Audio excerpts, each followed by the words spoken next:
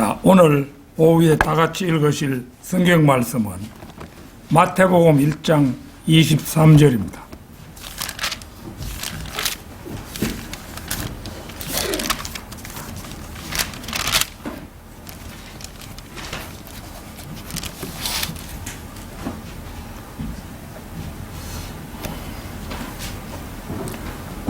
다 찾으신 줄 알고 받들어 읽겠습니다.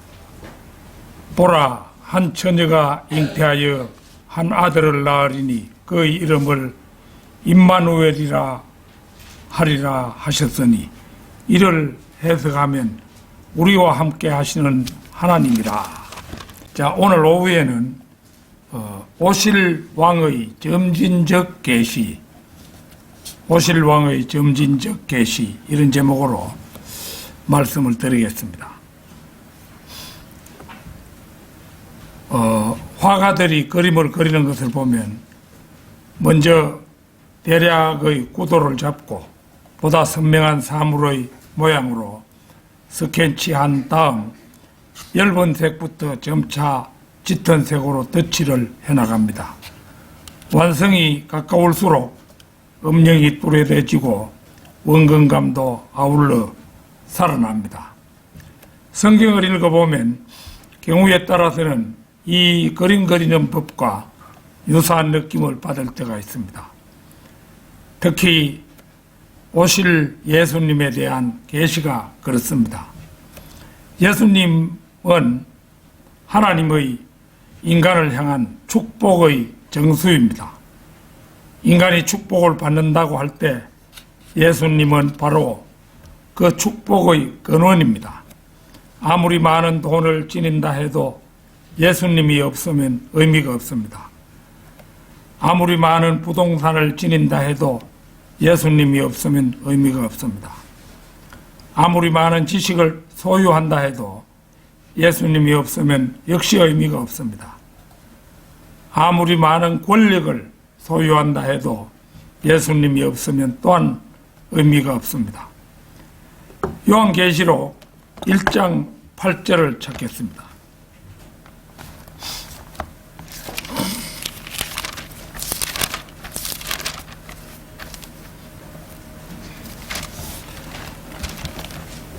나는 알파와 오메가요 시작과 끝이라.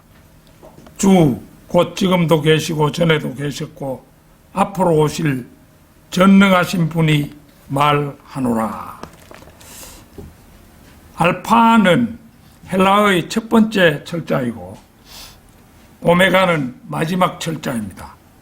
즉 예수님의 말씀은 그분이 알파벳의 모든 글자이기에 전체 성경의 그 표지에서 그 표주가 인쇄된 모든, 그러니까 이제 앞에 그 표지에서 뒤의 그 표지까지 인쇄된 모든 낱말 자체입니다. 그분은 선지자이셨고 지금은 제사장이시며 때가 차면 그분은 왕으로 오실 것입니다. 따라서 그분은 우리의 축복입니다. 아니, 우리의 모든 것입니다. 오늘 저는 성경이 어떻게 예수 그리스도를 점진적으로 묘사하고 있는가를 살펴보고자 합니다. 오실 왕의 점진적 계시, 첫째는 그녀의 씨로서의 예수 그리스도이십니다. 창세기 3장 14절에서 16절 찾겠습니다.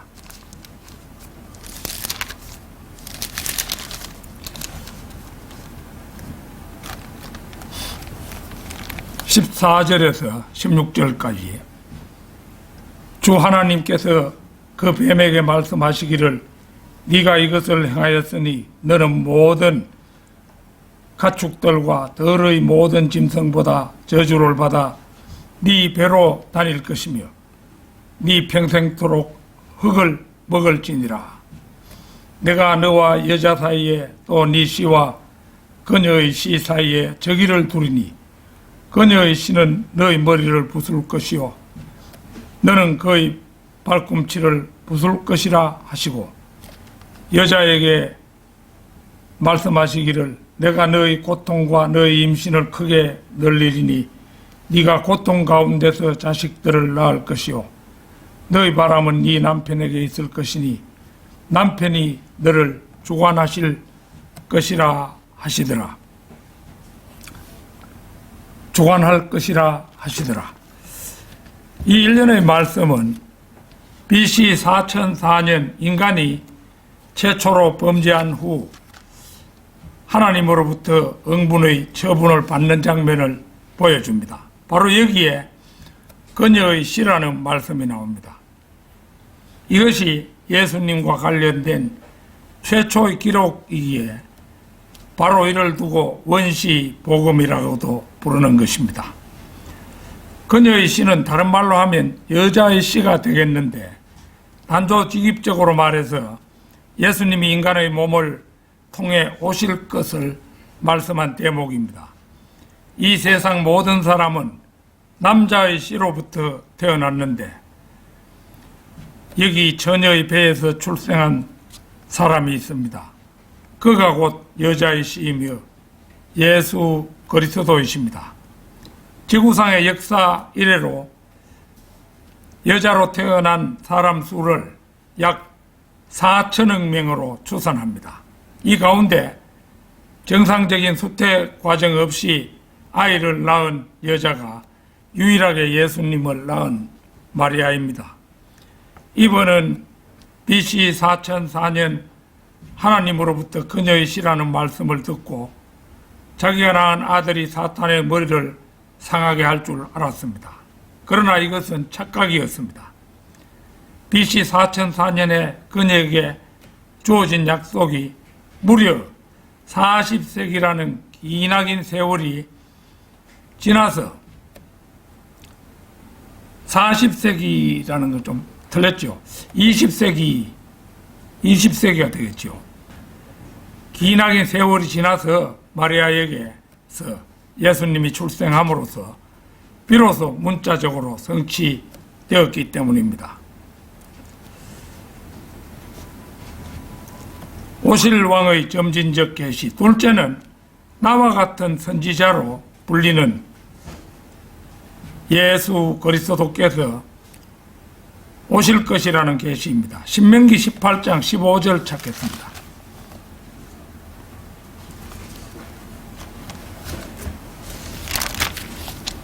신명기 18장 15절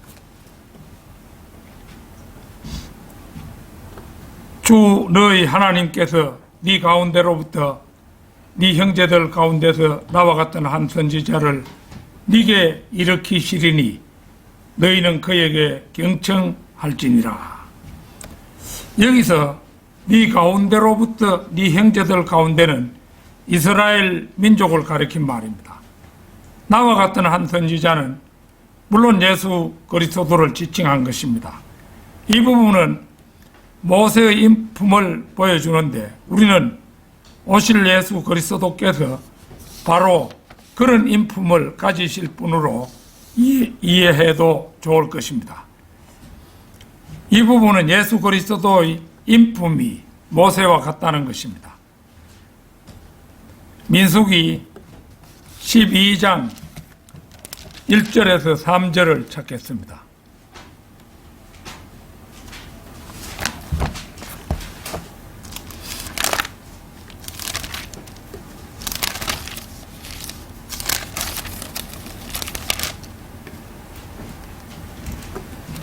미리암과 아론이 모세가 혼인한 에티오피아 여인으로 인하여 모세를 비방하였으니 이는 그가 에티오피아 여인과 혼인하였음이더라. 그들이 말하기를 주께서 참으로 모세를 통해서만 말씀하시느냐 우리를 통하여서도 말씀하시지 아니하시느냐 하니 주께서 그것을 들으셨더라. 그런데 그 사람 모세는 매우 온유하여 지면 위의 모든 사람보다 더 온유하더라. 여기에 모세의 인품이 나타나고 있습니다. 그 지면 위의 모든 사람보다 더 온유하다는 것입니다. 그 뒤에 6절에서 9절을 보겠습니다. 주께서 말씀하시기를 이제 내 말을 들으라. 만일 너희 가운데 선지자가 있으면 나 주가 환상 가운데서 그에게 나를 알게 할 것이요 꿈 가운데서 그에게 말할 것이니라. 나의 종 모세는 그와 같이 아니하나니 그는 나의 온 집에 신실하니라. 그와는 내가 대면하여 분명히 말하고 난해한 말들로 아니하며 또 그가 주의 모습을 볼 것인데 어찌하여 너희가 내 종 모세를 비방하기를 두려워하지 않았느냐 하시고 주의 노를 그들에게 발하시고 그분께서 떠나시더라. 여기에도 모세의 인품이 나오죠. 꼭 그는 나의 온 집에 신실하다는 것입니다. 그러나 모세도 한 사람의 인간입니다. 인간이 아무리 훌륭하다고 해도 하나님의 아들과 어찌 견줄 수가 있겠습니까? 오실 왕의 점진적 계시. 셋째는 우리와 함께 하시는 하나님 예수 그리스도이십니다. 이사야 7장 14절 찾겠습니다.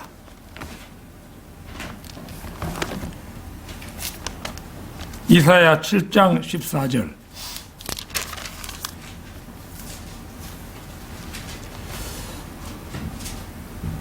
그러므로 주께서 친히 한 표적을 너희에게 주시리라. 보라, 한 처녀가 임신하여 한 아들을 낳으리니 그의 이름을 임마누엘이라 하리라. 이 말씀은 BC 742년에 이사야 선지자를 통해 예언한 말씀입니다.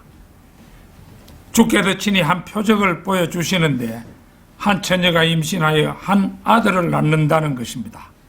이 아들이 예수님이면 물론이지요.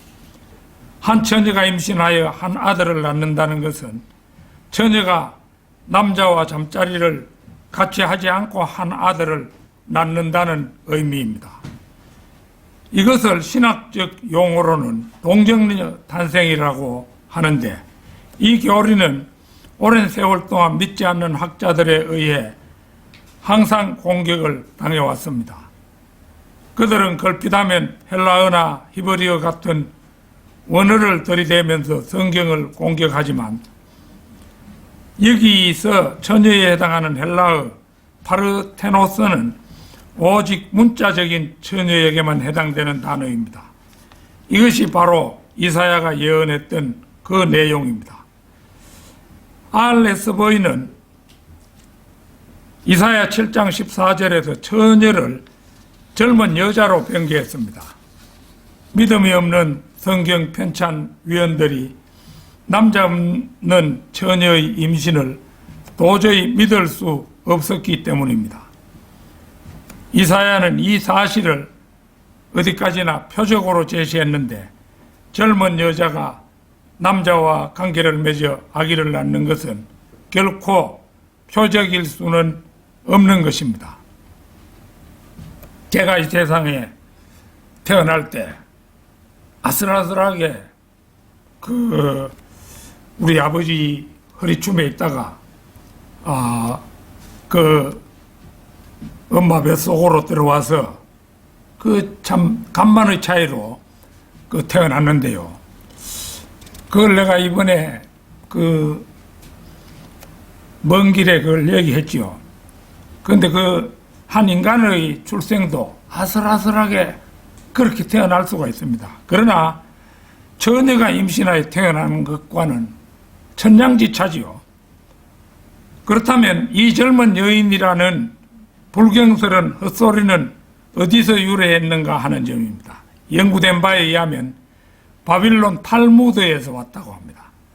세상에서는 성경 지식이라도 자기 자식에게 넣어주고 싶어 서점에서 예루살렘 탈무드, 바빌론 탈무드 등을 구입해서 읽히지만 이는 큰 잘못입니다. 웬만한 세상의 기독교인들은 탈무드가 진짜 지혜라도 될까 싶어가지고 자기 자식들에게 탈무드라는 책을 사주고 하지요. 그 크게 잘못이죠. 탈무드라는 것은 구약 성경을 바탕으로 한 전통이 전혀 아니기 때문입니다. 이 말씀에는 임마누엘이라는 이름이 나옵니다. 예수님의 명목상 아버지였던 요셉조차도 구주라고 불렀던 마리아가 낳은 이 아이 예수는 임마누엘이라고 불린다고 합니다. 임마누엘, 누엘. 우리와 함께 하시는 하나님은 하나님의 이름 중 하나입니다. 인간 부모로부터 자연적으로 출생한 아이는 임마누엘로 불릴 수 없습니다. 마태복음 1장 25절 찾겠습니다.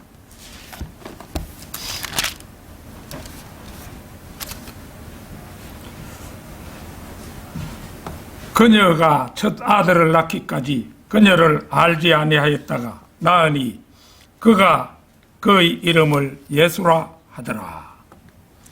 이 대목은 마리아와 정혼한 요셉이 첫 아들을 낳기도 전에 동침하여 결단코 씨를 혼잡케 하지 않았음을 보여줍니다.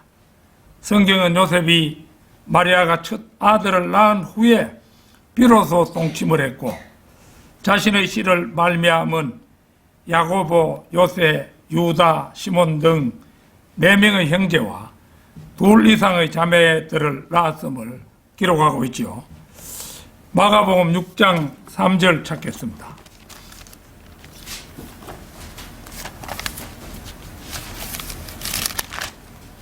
마가복음 6장 3절.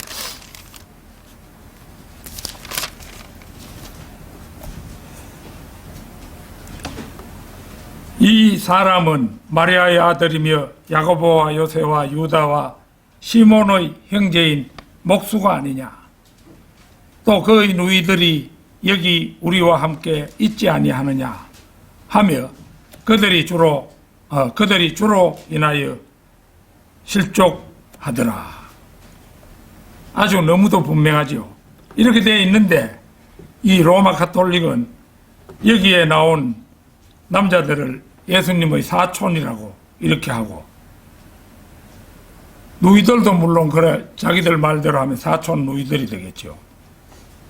그런데 마리아는 예수 그리스도를 낳은 이후에 최소 6명의 아들, 딸을 낳았어요. 4명의 아들과 이게 누이들이라 했으니까 이걸 최소로 잡으면 누이 2사람이 되는 거죠. 이러니까 최소 6명을 낳았습니다.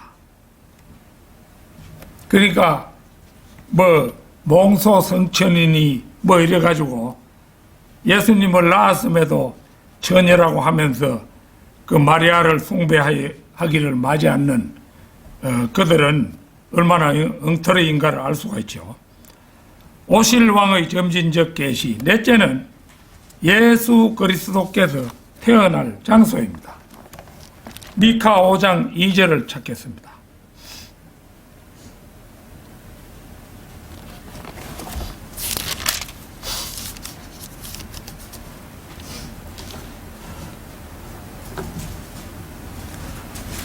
그러나 너 베들레헴 에프라타야, 네가 비록 유다의 수천 가운데서 작을지라도 이스라엘을 통치할 자가 너로부터 너에게 나오리라. 너로부터 내게로 나오리라. 그의 나오심은 예로부터요 영원부터였느니라. 이 구절의 의미는 예수 그리스도께서 베들레헴 에프라타에서 탄생하신다는 것이며 메시아가 곧 하나님이심을 보여줍니다. 예수 그리스도가 태어나던 무렵에 마리아와 정혼한 요셉은 베들레헴에 살지 않고 갈릴리 나사렛 성읍에서 살고 있었습니다. 만일 그대로 살다가 마리아가 그곳에서 아기를 낳으면 베들레헴 에프라타에서 예수님이 태어난다는 예언은 빗나가고 맙니다. 누가복음 2장 1절에서 7절을 찾겠습니다.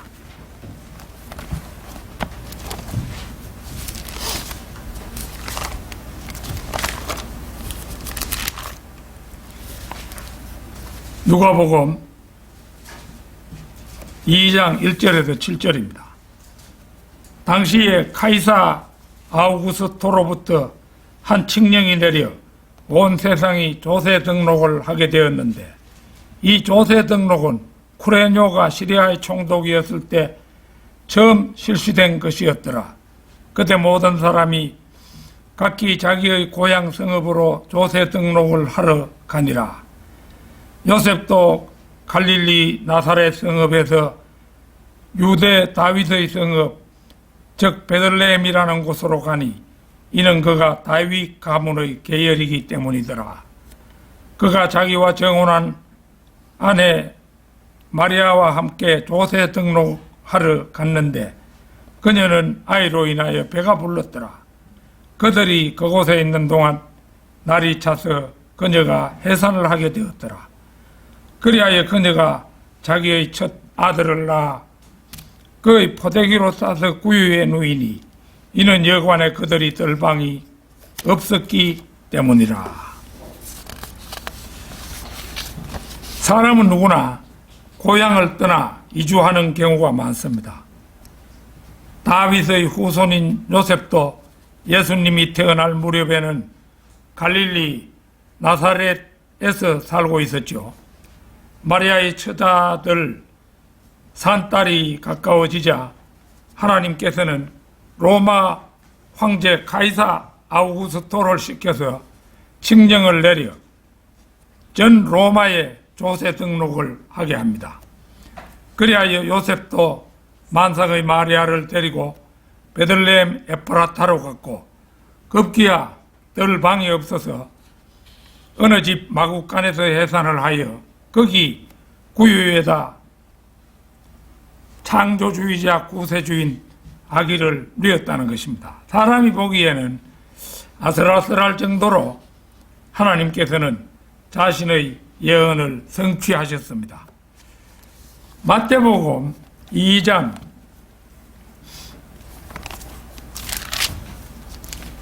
1절에서 12절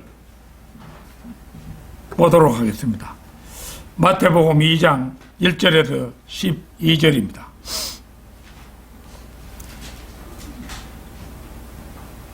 이제 헤로드 때에 예수께서 유대의 베들레헴에서 태어나셨으니 보라, 동방으로부터 현자들이 예루살렘에 와서 말하기를 유대인의 왕으로 태어나신 분이 어디 계신가?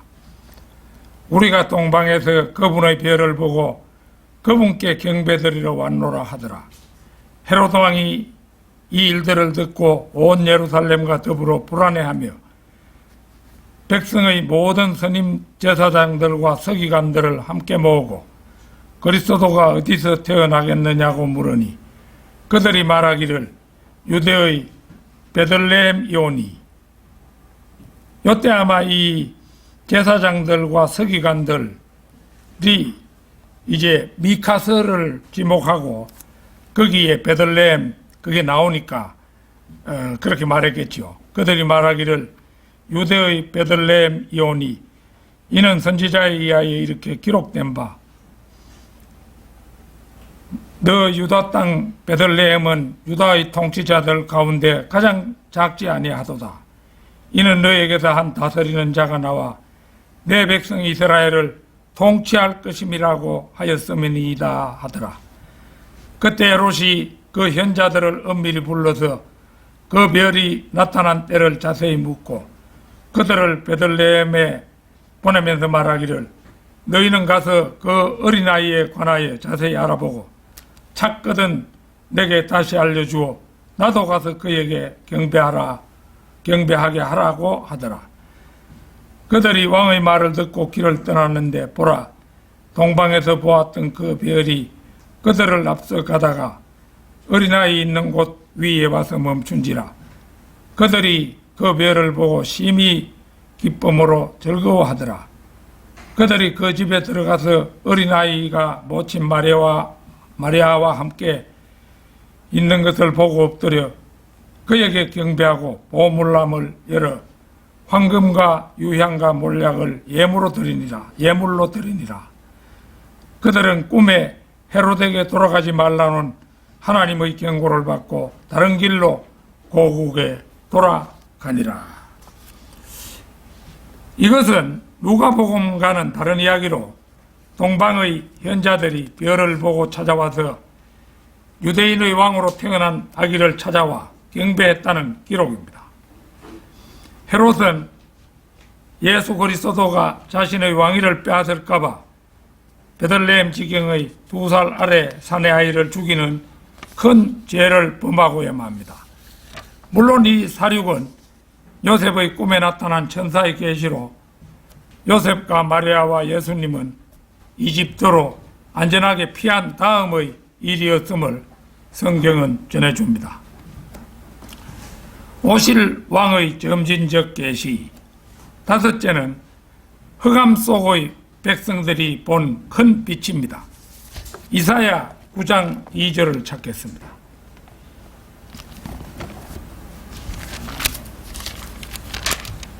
(9장 2절) 흑암에서 행하던 백성이 큰 빛을 보았으며 죽음의 그림자의 땅에 거하는 자들 위에 빛이 비치었도다. 이 구절은 마태복음에서 다시 인용됩니다. 마태복음 4장 15절 16절 찾겠습니다.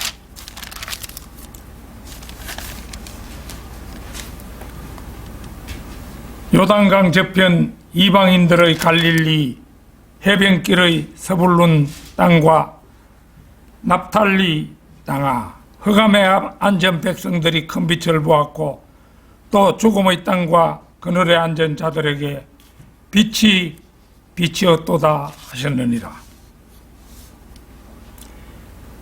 이 구절은 교리적으로 천년왕국 때에 유대인들을 통하여 이방인들에게 예수 그리스도의 빛이 비친다는 것을 말씀한 것입니다. 아울러 영적으로 이 구절은 이방인들이 참 빛이신 예수 그리스도를 자신의 구세주로 섬길 것을 의미합니다. 아담이 범죄한 이래 인류는 죄성을 지니고 태어나 대다수가 죄인으로 살다가 죽어 지옥으로 가야 했습니다. 특히 하나님의 선민이 아닌 이방인들로서는 이 세상 삶 이외에 다른 희망을 가질 수가 없었습니다. 그런데 놀랍게도 이스라엘 민족의 메시아 거부로 말미암아 예수 그리스도의 큰 빛이 2000년 동안이나 이방인에게 송두리째 비치게 되었습니다. 얼마나 놀라운 행운이며 축복입니까? 결론적으로 오실 왕은 역사 속에서 점진적으로 계시되어 오다가 때가 되어서 마침내 이 세상을 찾아오셨음을 봅니다. 그분은 처음에 자기 백성의 왕으로 오셨습니다. 그러나 자기 백성들이 그분을 거부함으로 말미암아 이방인들에게 그분의 빛이 비치게 되었습니다. 교회 시대 2000년이 바로 그것입니다. 그러나 이 교회 시대 2000년도 지금 이제 막바지에 이르렀습니다. 연대상으로는 2000년을 넘었죠. 일곱으로 일하시는 하나님의 경륜으로 볼 때 역사는 이미 흐를 대로 흘러 7000년째에 들어서 있습니다. 머자나 이방인들에게 열렸던 구원의 문이 닫히고 대신 이스라엘에게 구원의 문이 열리게 될 것입니다. 로마서 11장 25절 26절 찾겠습니다.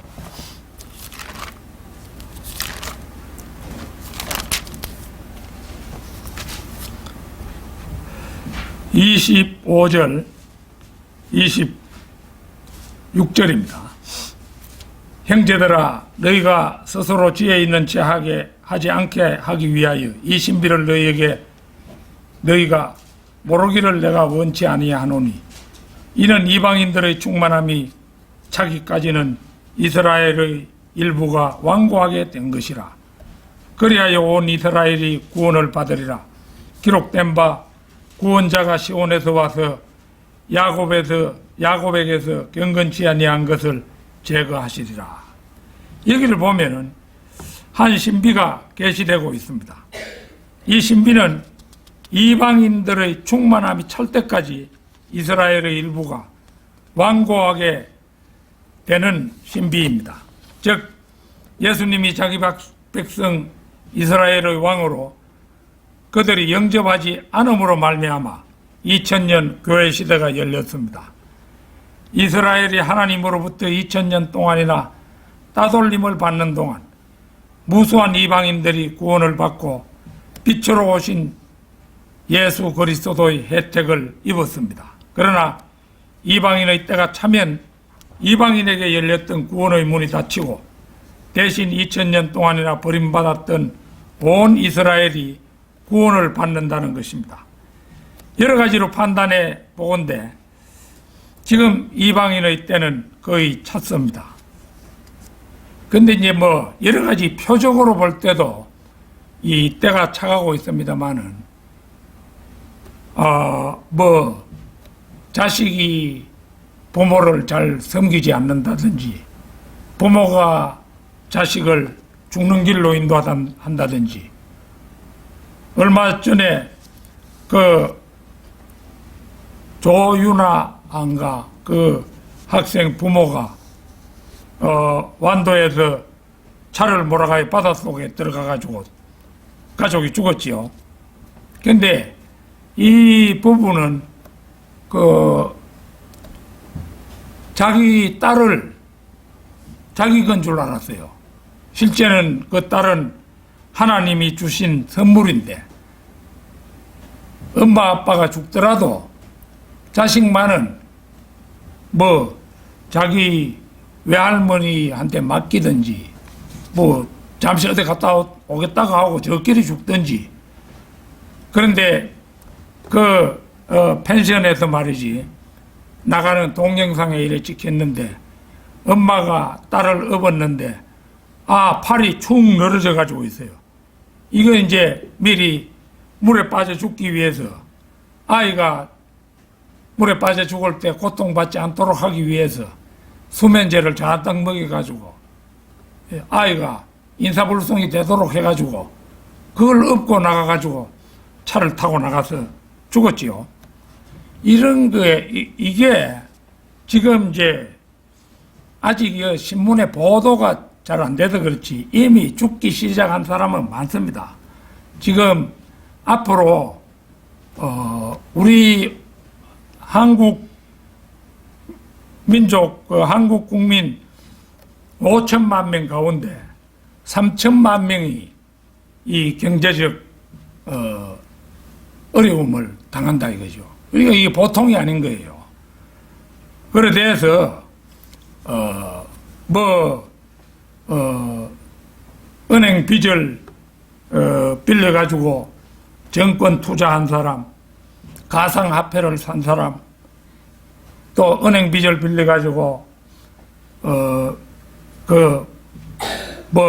고급 아파트를 산 사람들, 이제 이거 뭐 이자가 다락같이 올라가는데 그걸 갚으려고 하면은 막막한 그런 이제 시대가 지금 눈앞에 거의 닥쳐왔습니다. 그러니까 뭐 그런 일로 볼 때도 그렇고 이제 그 부모도 거의 나이 들고 이래 되면은 그만 시설에다 맡겨버리죠. 거기에서 이제 양심적인 그런 사람들을 잘 만나면 그 사람들이 자기 부모 돌보듯이 불쌍한 마음에서 그래도 어느 정도는 돌보지만은 그 늙은 부모들을 거기다 떡 맡겨 놓으면은 이게 거기에 돌보는 사람들이 막 학대를 하고 이래가지고 애를 먹인다는 겁니다. 죽을 때까지는. 그런 게 비일비재하다는 거예요. 그러니까 이 어느 면을 보든 간에 지금 마지막 때가 아닐 수 없는 것입니다. 그러니까 단다이 여러분들도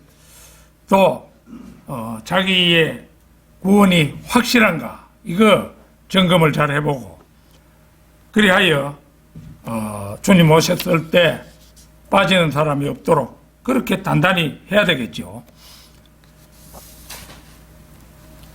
그래서 구원을 틈틈이 확인해 놓지 않으면 천만 뜻밖에도 구원받을 기회를 놓치는 그런 사람도 있을 것입니다. 예레미야 8장 한번 찾겠습니다.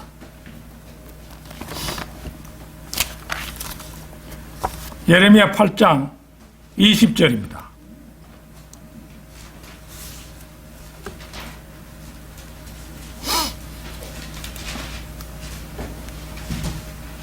여름이 끝났고 추수가 지났어도 우리는 구원을 받지 못하는도다.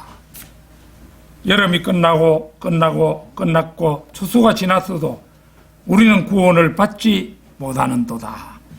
이 말씀을 영적으로 적용해 보면 대환란 기간 동안 끝까지 견딘 끝에 구원받게 될 이른바 환란 성도들은 이스라엘 12지파에 속하는 14만 4천 명이 그 대부분을 차지할 가능성이 큽니다. 그렇다면 대환란으로 어느 순간 넘어가면 이방인은 그만큼 구원받기가 더 어려워질 것은 불문가지입니다.